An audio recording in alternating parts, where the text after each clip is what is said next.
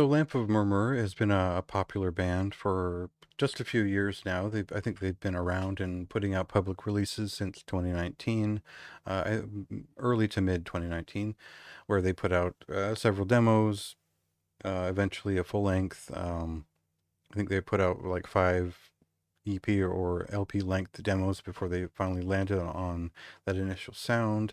And they were quite popular. They have been quite popular, either due to very limited releases being very desirable, or just capitalizing on a sound in a way that was probably more interesting and emergent in terms of unpredictable wares with each release. Now, you won't find me referencing a ton of bands in this review to start, and normally I would for a raw black metal band, because, well, a lot of that's beside the point anyway. This California-based solo project has gone through some changes very quickly, and their most recent release, which I think I included on a best of a month, was definitely a different thing. It had sort of a dark wave post punk feeling to it. It had some more aggressive songs than we'd heard before that felt more composed, and it was a little bit all over the place. So um, to the point of it seems like they were going to go into like a black metal slash post punk ride, and that was pretty obvious. We all saw that one coming, but that isn't what Saturnian um, Bloodstorm is. And let's get into a song just to break the ice with exactly what this record is.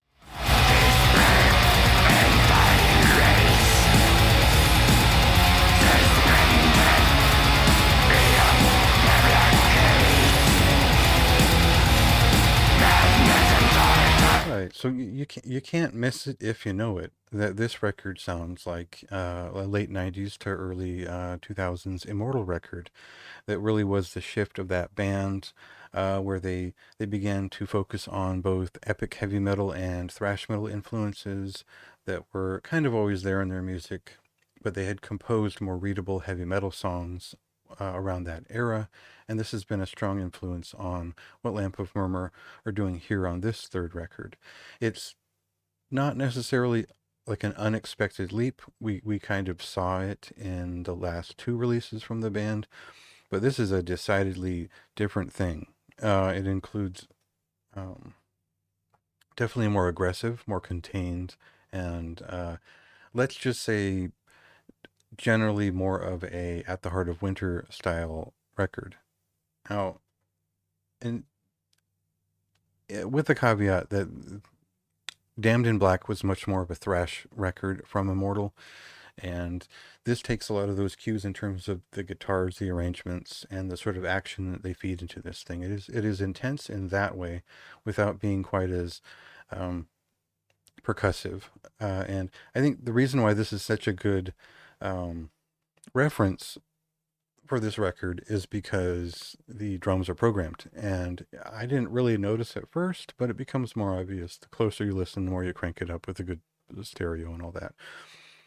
So that helps that sort of work along the way. And when I was writing this review and listening to this album, I was stuck on how good it was that it sounded like that thing. I was stunned on the fact that this was the same band, even though there were songs on Submission and Slavery that sounded a little bit like this.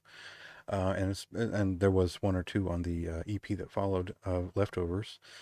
But there was a lot of hype around the fact that he made this choice to just go a bit more metal with it, to just go in a completely different direction with the different influences. And as much as I admire that, it's not a lot to talk about when I'm just saying that this is a very referential record. He does add his own melodic sense. There are some cleaner guitar passages, but nothing that doesn't have precedent in the albums I mentioned from Immortal. The thing is, there aren't a lot of bands that sound like that. There aren't a lot of bands who have the sort of gumption to try to sound like Immortal and pull off anything close in terms of the guitar work. So it's a thrill nonetheless. It's a great record, and it's very easy to sit down and repeat this thing without interruption. It's just a very well played and made record. Um, Top that off with great album art, a song or two that sounds a little bit like Inquisition by default, and you have a very different Lamp of Murmuur all of a sudden showing up and putting out one of the best records of the month, really. Uh, so I think that I had to sort of judge this by a different standard than I was expecting, because this is a very rare kind of thing that has a very high standard.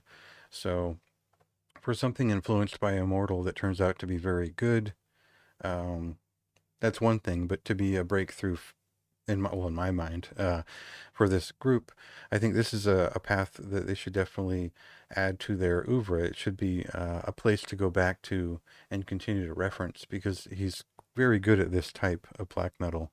And imagine what this might sound like with a live drummer who is this skilled, and maybe a stronger bass presence and whatnot.